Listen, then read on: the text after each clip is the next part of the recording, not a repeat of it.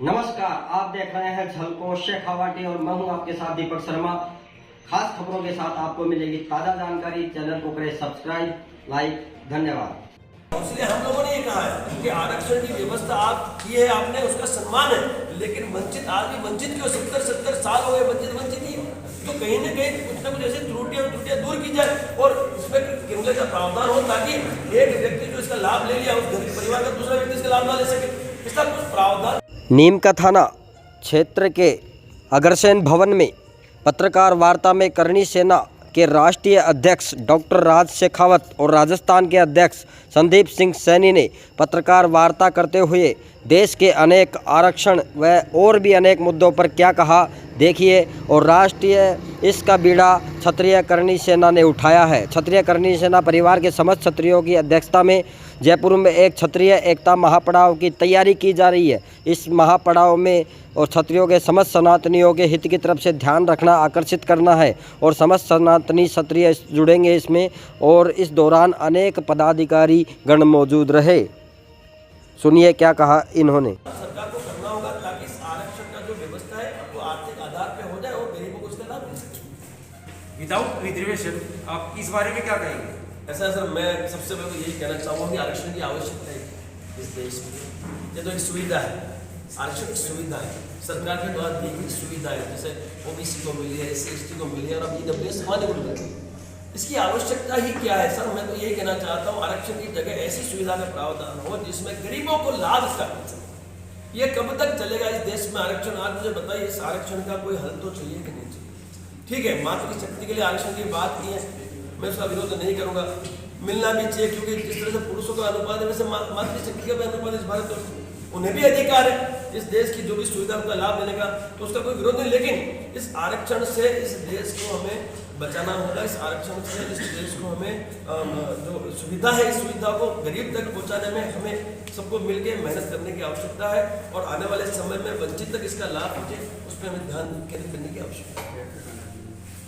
Sir, जातिगत आरक्षण खत्म करके अगर सरकार EWS पूरे देश में लागू करती है तो आपकी इस बारे में क्या राय है? मैं साहब बिल्कुल इस EWS के संपूर्ण समर्थन में रहूंगा, क्योंकि ये आरक्षण की एक सुविधा है, वो सरकार के द्वारा दी गई सुविधा है जो अनुसूचित जाति जनजाति या पिछड़ा जो वर्ग है उनके लिए, सामान्य वर्ग के लिए है। ये आरक्षण इस गरीबों के लिए एक सुविधा है, तो गरीबी तो किसी भी जाति से हो सकती है, गरीब किसी भी जाति का हो सकता है, तो उससे लाभ मिले उससे हमें आपत्ति नहीं है। लेकिन जो जातिगत आरक्षण जो शुरू से चला आ रहा है कहीं न कहीं उसको भी हमें समाप्त करना होगा और प्रतिभाशाली जो बच्चे हैं, जो युवा है इस देश के, उनका भविष्य हमें सुनिश्चित करना है। श्रीमान, इसमें आपने एक पहला पॉइंट लिखा है कि क्षत्रियों को टिकट दी जाए विधानसभा चुनाव में क्षत्रियों को टिकट दी जाए, पहला पॉइंट इसमें लिखा है। ज्यादातर तो हर पार्टी क्षत्रियों को देती आ रही है। सब आप मांग नहीं समझे। मैंने ये कहा है कि 30 से 32 सीटें इन्होंने हमें दी है अभी तक, जबकि हमारी 75 सी विधानसभा है जहाँ हमारी भरपूर संख्या है, लेकिन वहाँ हमारी उपेक्षा 75 विधानसभा 75 विधानसभा मैंने वही तो बोला ना, 75 विधानसभा सीटों पे हमने मांग रखी है और वो विधानसभा जहाँ हमारी भरपूर संख्या है हम वही मांग रहे थे। नहीं दोगे निर्दलीय खड़ा कर देंगे और भविष्य में यदि जरूरत पड़ी तो सब पार्टी का गठन भी हम कर देंगे, समाज के हित के लिए वो प्लेटफॉर्म भी तैयार करेंगे जहाँ से मेरा समाज संपूर्ण भारतवर्ष में चुनाव लड़ेगा। हम देखो सब फौजी आदमी हूँ, मैदान में उतरा हूँ, एक ही बात करता हूँ, लोकतंत्र के जो राज्य रजवाड़े हैं, ग्राम पंचायत, जिला पंचायत, विधानसभा, लोकसभा, राज्यसभा है, अब वो राज्य रजवाड़े स्थापित करने के युद्ध तो लड़ नहीं सकते। लड़ना क्या होगा? हमें चुनाव लड़ना होगा। तो चुनाव लड़के लड़वा के और भरपूर मात्रा में हमारे समाज के व्यक्ति को मतदान करके सत्ता में स्थापित करो और जनता की सेवा क्षत्रिय क्यों ना करे। 567 रजवाड़े हमने समर्पित किए तो अखंड भारत बना साहब, हमारी उपेक्षा क्यों हो रही है? इसलिए हमें उपेक्षा रोकने के लिए मैदान में उतरने की आवश्यकता थी। हमने गुजरात से शुरुआत की और क्षत्रिय करणी सेना परिवार का तो सिर्फ और सिर्फ एक ही लक्ष्य है कि संपूर्ण भारतवर्ष में क्षत्रियों को सत्ता में स्थापित करने का कैसे धारण किया है। मैंने सभी व्यवस्था धारण किए, प्रण लेके उतरो मैदान में, फौजी आदमी ईमानदारी से मैदान में उतरा है और क्षत्रियों को सत्ता में स्थापित करके जनता की सेवा करना चाहता है। लेकिन सर ये सवाल थोड़ा उलझा हुआ है। 75 विधानसभा में आपको क्षत्रियों को टिकट चाहिए और क्षत्रियों को देती भी आई है तो 100 से ज्यादा हो गए तो ना सर, आप समझे नहीं, वो जो 32 सीटें हैं वो भी इसमें आ गई।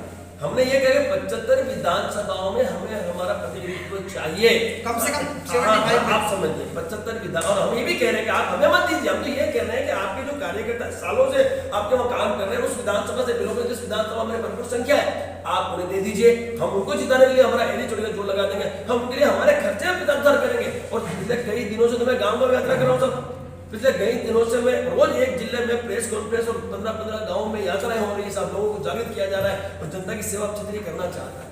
इसीलिए हम मैदान में उतरे हैं कि हम हमारे लक्ष्य को पा पाए और इसके लिए हम रात दिन मेहनत कर रहे हैं और हमने सफलता गुजरात में हासिल भी की है। जब पॉसिबिलिटी है और जब जातीय समिति के आधार पर टिकटों का बंटवारा होता आया है तो सब क्षत्रिय समाज पीछे क्यों रहेगा है कि जातीय समिति के आधार पर टिकटों का बंटवारा होता आया है तो हमने हमारे क्षत्रियों को जगाया है। गुजरात से शुरुआत की, वह भरपूर सरपंच है, हमारे भरपूर विधायक है, मध्य प्रदेश में भी हम लोग ने बड़ा आयोजन किया है। और अब राजस्थान में विधानसभा चुनाव से ठीक पहले हमने ये मांग ली, क्योंकि उससे पहले ही ये लोग मांगों को समझते हैं, बाकी समझते नहीं। तो यदि जातीय समीकरण के आधार पर टिकटों का बंटवारा होता आया है तो हमने कोई गलत मांग तो रखी नहीं है। 75 ऐसी विधानसभा है, उन विधानसभा हमारी भरपूर संख्या है, जो चर्चा होती है ये, पर हमने कहा किसी को रोका है भाई जो भी जाति है, जो भी धर्म है, जिसकी ज्यादा से ज्यादा व्यवस्थाएं हैं अपनी विधानसभा है, वो मांगे, उन्हें टिकट मिले और मिलनी भी चाहिए। आया है हम सब जानते हैं, एट्रोसिटी का दुरुपयोग रोकने के लिए कड़े कानून की हमने मांग की है। लव जिहाद लैंड जिहाद में हमने ये लव जिहाद लैंड धर्म परिवर्तन रोकने के लिए ऐसे कानून बने ताकि संविधान से देश चलता है। भविष्य में ऐसी कोई भी एक्टिविटी करने से पहले 1 लाख बार लोगों को सोचना पड़े, उस तरीके से हम कड़े कानून बनवाना चाहते हैं।